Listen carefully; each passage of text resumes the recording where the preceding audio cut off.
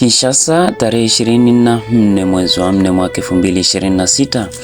Katika hali ya utulivu na huzuni kubwa, watu mbalimbali mashuhuri pamoja na mashirika tofauti walijumuika kutoa heshima zao za mwisho kwa Luteni Jenerali Shikatenda Shabani wakati wa maonyesho ya mwili yake yaliyofanyika katika eneo la Ave Maria. Miongoni mwa taasisi zilizohudhuria, Fondation Simba Dudu ilijitokeza kwa tendo la ishara yenye uzito mkubwa.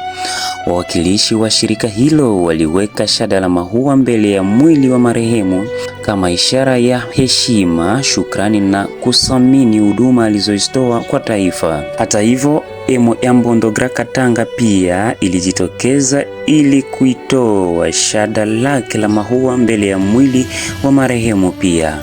Tukio hili la maombolezo ni sehemu ya shughuli rasmi zilizoandaliwa kwa ajili ya kumuenzi ambaye wengi wanamtambua kama shujaa wa taifa aliyetoa maisha yake kwa ajili ya kulinda nchi.